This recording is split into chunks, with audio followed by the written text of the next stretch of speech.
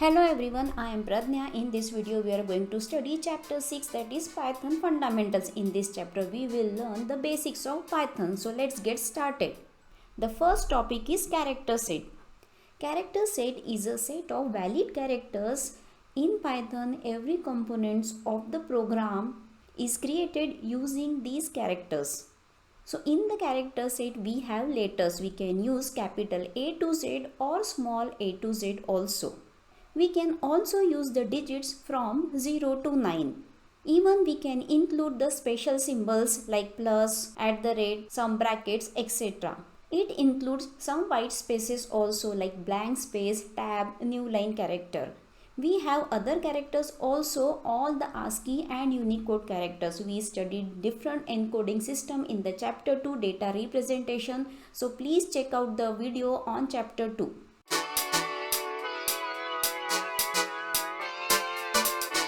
Let's continue with the next topic, that is token. Tokens are the smallest individual unit in a program.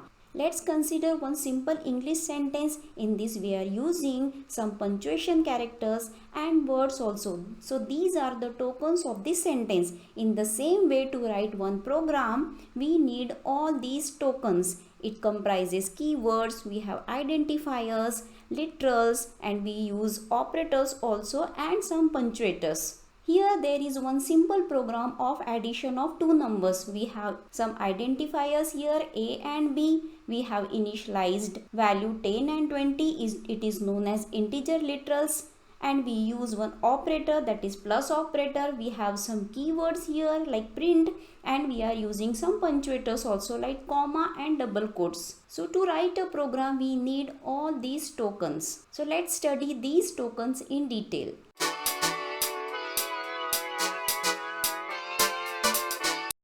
The first one is the keyword.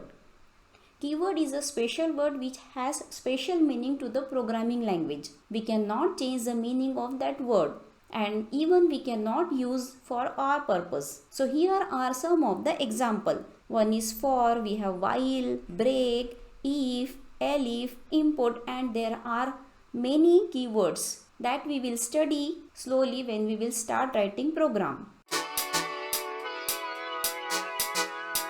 The second token is identifier. Identifiers are user-defined names which generally used to store values. As identifiers are going to be designed by the programmer, there are some rules how to design it. So here are some of the rules. The first one is the first character must be a letter or underscore. So whenever you want to design any identifier, the first character should be a letter. It cannot start with numbers. As Python is a case sensitive language, uppercase and lowercase are different. Suppose I am writing here capital sum and here I am writing small case. Both are different. In identifier, digits are allowed, but it should not be as a first character. You cannot start any variable as this with the digits as the first character. What is the fourth rule? Identifier cannot contain any special symbols. Only underscore is allowed. So we cannot use any special symbol while designing the identifier. I cannot write like this. Only underscore is allowed, so I can write basic underscore pay. And the last rule is that we cannot use keywords. Just now we studied what are the keywords. So we cannot use any keyword. Here are some valid examples. Sum, here we have used underscore, so this is also allowed. Here I have used digits but not as a first character, so this is also a correct format of identifier. But look at some invalid example. Here we are using digits in the beginning as a first character. Here I have used some special symbol. This is also not allowed, and elif is a keyword, so this is also not allowed. So we should be careful while designing the identifiers. We should follow the rules. The third token is literals. It means the constants, or we can say values also. These are actually data items which has fixed values. So we use identifier to store literals. So there are 5 types of literals we have to study. The first one is string literals, the second one is numeric, third one is Boolean, and we have one special literal that is called as none. And in Python we have a collection of literals that we are going to study in the coming chapters. So let's start with string literals. What is the meaning of string? String is a sequence of characters which we can enclose in a single quote also, double quote also, or even in triple quotes also. So here are some of the examples. In Python, the string we can categorize into two types. One is single line string and one is multi-line string. Single line strings are terminated in single line, so we can say it is a single line string. And the strings which are going to store in multiple lines, it is called as multi-line strings. Single line strings are enclosed in single quote, or you can use double quotes also. But to create multi-line strings, we have two ways. The first one, we can add backslash at the end of single quoted or double quoted string. So you can see here one example. We have added backslash at the end of each word, and then you can continue that string into multi-line. There is one more way to write multi-line strings by typing the string in triple quotation mark. Here you can see the double quotes I have used 3 times. Even you can use single quote 3 times. And you can write the text in multi-line. Generally, multi-line text we can use when we want to write paragraphs. So single line string you can enclose using single quote or using double quotes. For multi-line string we have two options. The first one, adding backslash at the end of each line, or we can use the triple quotation mark like this.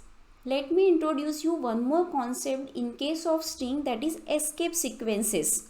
These all the concepts are almost similar in all the programming languages with slight changes. Escape sequence characters are used to print non-graphic characters. Non-graphic characters means which we cannot type directly from the keyboard, but when we press that key, some action takes place. So to use these escape sequences characters in a string, we need one backslash and followed by one or more characters. So here are the some of the example of escape sequence characters.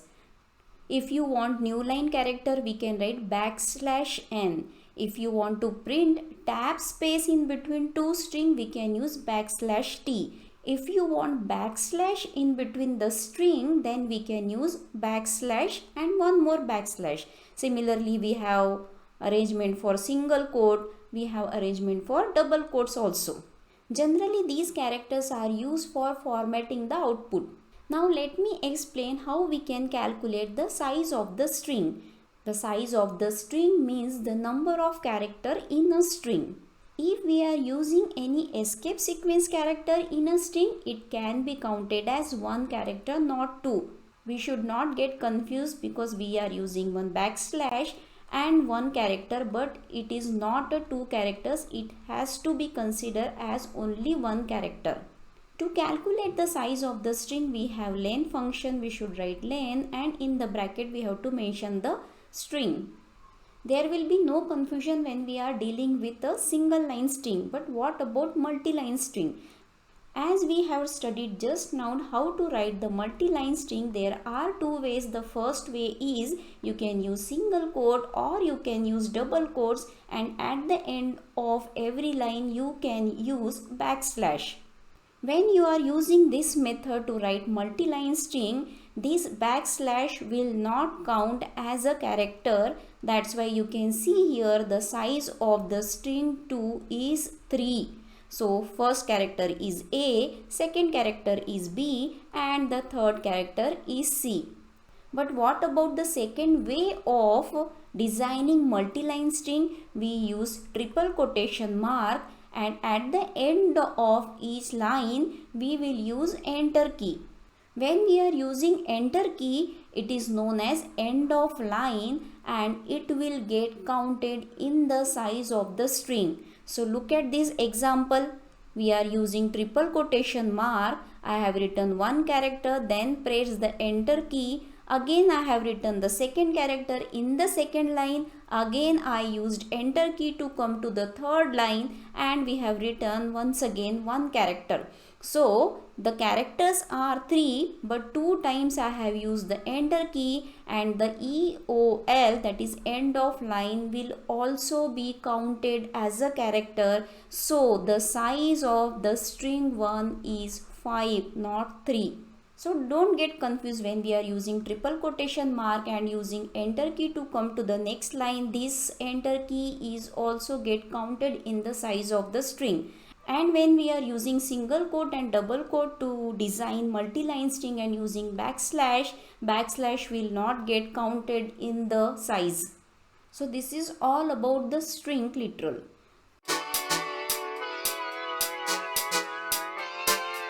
Now we have to study the numeric literal. Numeric literals are used to represent numbers. So there are 3 types of numbers. First is integer, or we can say int also. Integer numbers are the numbers with positive or negative value, but it will not have decimal point. So for example, we can take 10 or -2. The second type of number is floating point number or float. Floating point numbers are used to write very small numbers or very big numbers. So these are the numbers with decimal point with positive or negative values also. Okay, let's write some example for float. It can be 10.2 or -1.5. There is a one more category of numbers, that is complex number. If you are math students, you know this is of the form a plus bi. So a is the real part and b is the imaginary part. Let's study integer literals in detail.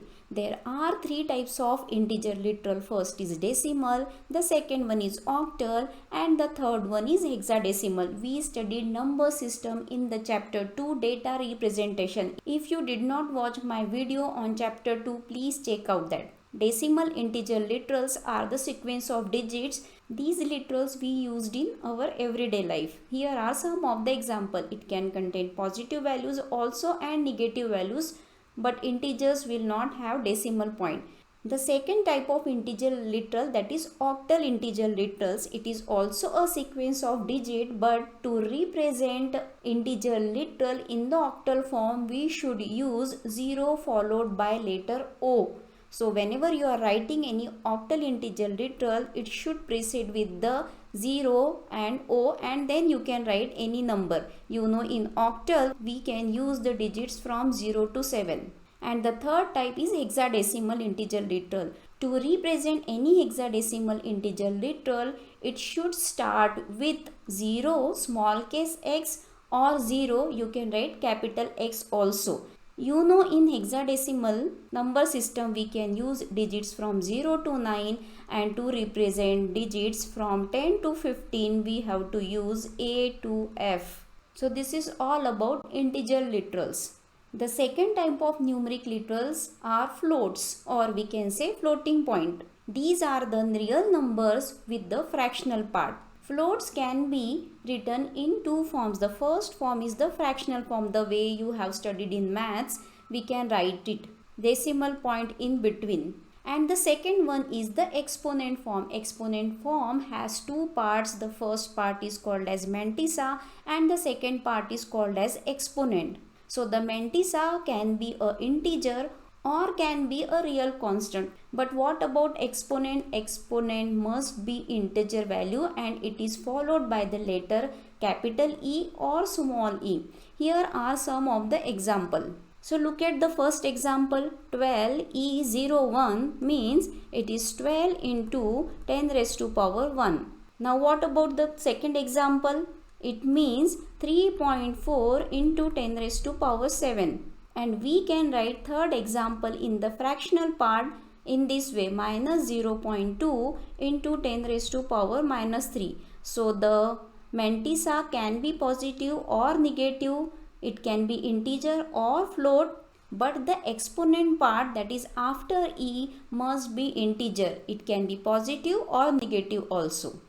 Okay, let me explain some example where we have to convert the number which is in the fractional part to the exponent form. So how we can convert this number to the exponent form? First we should write this number in the form of power of 10. So we can shift this decimal point 2 places to the left so that you can write 0.17251 into 10 raised to power 2. After converting this number in the form where we have some power to 10, now you can write this number in the exponent form. This is actually a mantissa part. So write down 0.17251. Now we should write the exponent which is the power of 10. So you can write capital E or small e, and after that the power of 10, that is 02. Now let's take one more example. First try to convert this number in such a way that we have some power to the 10. So we can shift this decimal point after 3 places. So we will get 0.31, and as we move to the right side we have to take the negative power of 10. So now it is in the form where we can write the exponent form of it. So this is the mantissa part and we will write this as an exponent. So the number will be 0.31, and for exponent you can write capital E or small e, and the power is -3. In this way you can change these float numbers from the fractional form to the exponent form. The third type of numeric literal is complex literal that we will study in the coming chapter in detail. So till now we studied the two types of literals. The first one is the string literal and the second one is the numeric literals. The third type of the literal is the Boolean literals. You know the meaning of Boolean. Boolean means either true or false. If I want to store the value true to any variable, we can store it. Even we can store the false value. So the true and false literals are called as Boolean literals. The fourth literal is none. It is used to indicate the absence of value, means there is nothing or no information. I can store none to any variable. None is a special constant provided by the Python. The last type of literals, we have some collection of literals, that is list, tuples and dictionaries, that we are going to study in detail in the coming chapters. In this way we studied total 5 types of literal. The first one is string, the second one is numeric literals, the third one we studied, that is Boolean literals, the fourth one is special literal, that is none, and the fifth one, that is a collection of literals that we are going to study in the coming chapters.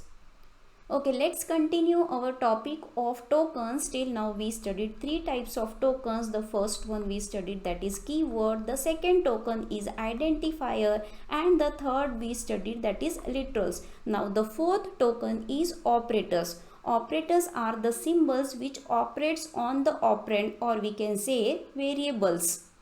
An operator takes some actions when we are applying it to the operand. So there are main 2 categories of operator. The first one is unary operator, which operates on only single operand, and we have another important category, that is binary operator, which operates on 2 values. So here is the list of the binary operators. We have arithmetic operators, plus, minus, multiplication, division.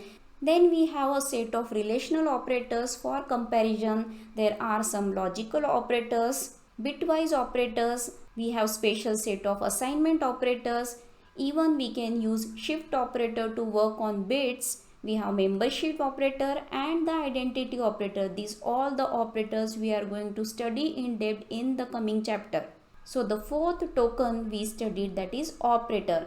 The fifth token is punctuators. Punctuators are the symbols which are used to organize the sentence. Here are some of the examples. We will use single quote, we can use double quotes, brackets, even hash, colons, which are used to organize the sentence.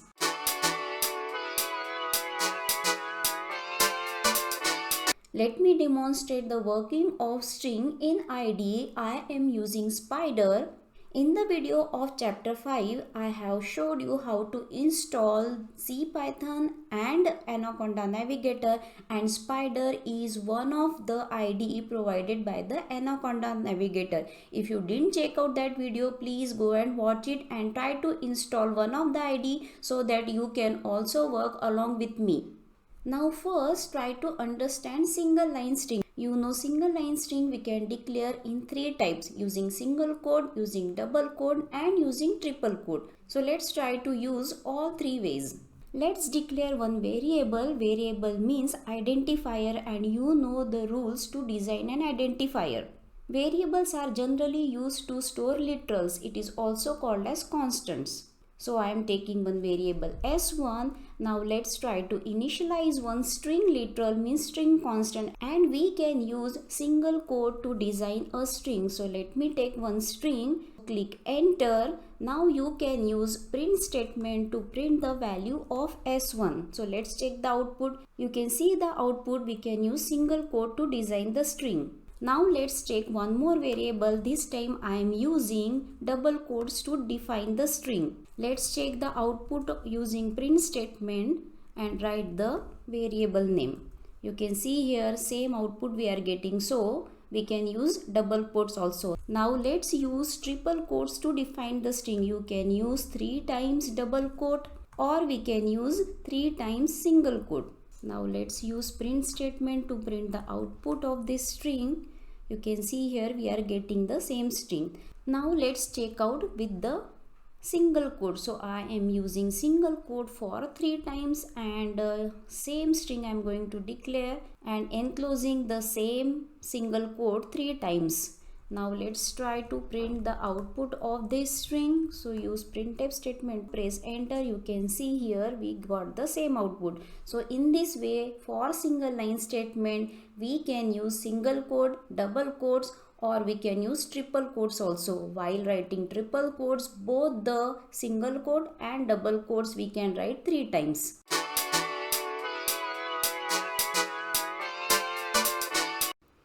Now let's try to understand how the multi-line string works. If you want to type the paragraph, the content cannot be fit in a single line, so you can work with the multi-line. If you are using single quote or double quote for multi-line string, you should add backslash at the end of that line or at the end of that word. So let's take one variable. So I am writing one string. So I should write backslash here, press enter. So we can continue in the next line. Now I am writing another string. Again I am ending that word with backslash. Now you can press enter and it will continue the string. So we have completed this sentence. Now close it with the same quotation mark what we have started. So we have started here with single quote. So I am completing with single quote. Now you can use print statement to see the result of that statement. So print s5, press enter. You can see we got the string without any space. So if you want to continue that string, you can use the single quote or double quotes with the backslash. Let's see the same example with double quotes. Let's take one more variable s6, and this time I am using double quotes. So write the same string, add the backslash at the end of the word and continue writing in the next line. Again I am adding backslash, press enter. You can continue in the next line. Now complete that word with the same quotation mark. I have started here double quotes, so ending with double quote. Now press enter and check the result of that string using print statement, and the variable we have taken s6. So there is no difference between single quote and double quote. You are getting the same output. Now let's try with the triple quotes. Take one more variable s7 and write the same string in the triple quotes. You can take single quote 3 times or double quotation mark 3 times. So I am using single quote here and writing the same string. This time I am using triple quotes, not adding any backslash at the end of the word. When you will press enter, you can continue in the next line.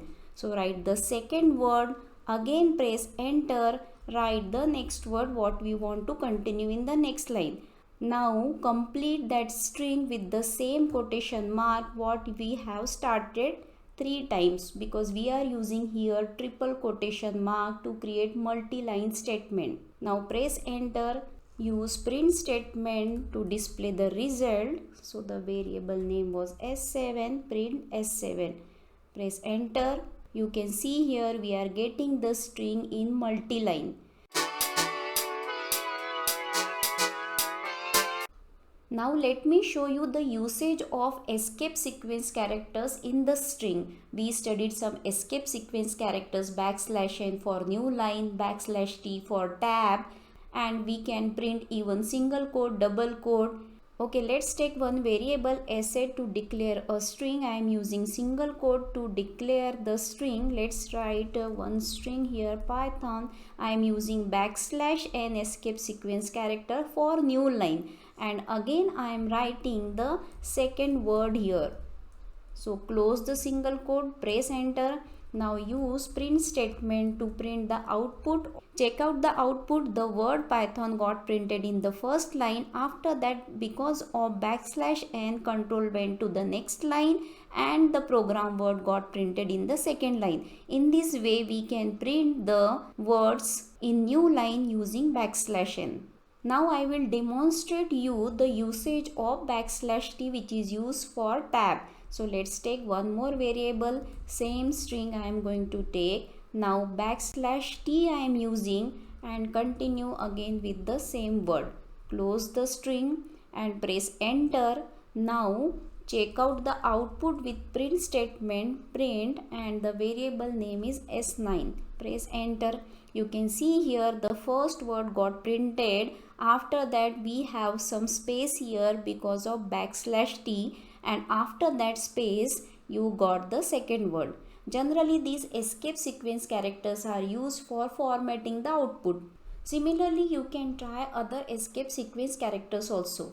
In Python, if you want to print a single quote within the double quoted string or vice versa, no need to use the \/ for that. Unlike other programming languages, in case of C, C++, we should use \, then single quote if you want to print in between the string. So let's try to understand how it works in Python.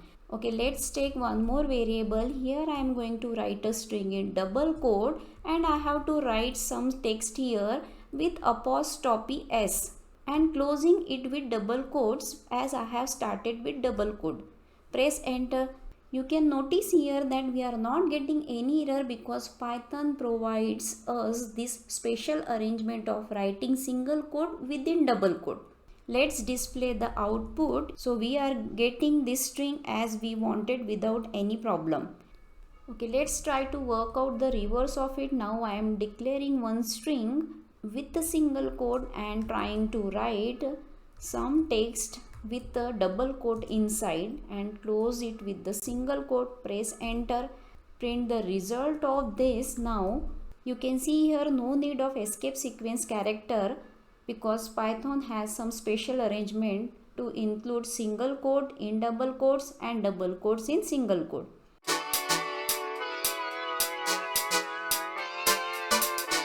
Let's proceed with the next topic. Here we are trying to understand how to calculate the length of the string. To calculate length of the string, we have length function. Inside the bracket we have to write the string directly or the variable where we are storing the string. I have taken one string and the characters are ABC. So the length of the string we got as 3. If we are using any escape sequence character in the string, we have to consider it as a one character. So A is 1, \t is 2 and one more character is B. So the length of this string is 3. Now let's try to understand how the size of the string will get calculated for the multi-line strings. Okay, let's create one multi-line string with triple quotation mark. Now let's try to calculate the length of this string using len function and the variable name is S17. So press enter. Now try to print it. You can notice that here the size of the multi-line string is 5 but the characters are 3. A, B, C. We have pressed enter after A. It is also getting calculated, and we have pressed one more time enter after B. It is also getting calculated. So the size of this multi-line string using triple quotation mark is 5 because enter also will get calculated in the size of the string. Now let's try to understand how the size of the multi-line string will get calculated when we use single quote or double quote. Okay, let's take one more variable and same string I am going to use, but this time I am going to use double quotation mark, add backslash at the end of it. Now continue again, write B, add backslash at the end of B, and then now we have to type C and close it with the double quotation mark as we have started with double quote. Now try to calculate the length of that string. So now display the output. So here you can see we got 3. Here there are 3 characters, so we got 3. In case of multi-line string declared with double quotes or single quote, backslash will not get counted in the size of the string.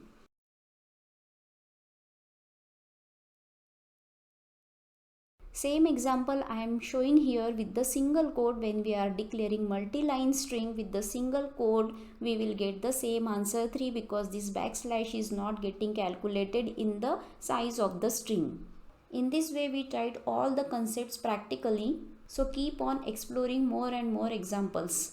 Thank you for watching this video. I hope you have understood the concept so far. If you have any doubt, feel free to type in the comments below. The remaining portion of this chapter I will try to cover in the part 2. So till then, keep studying. See you in the next video.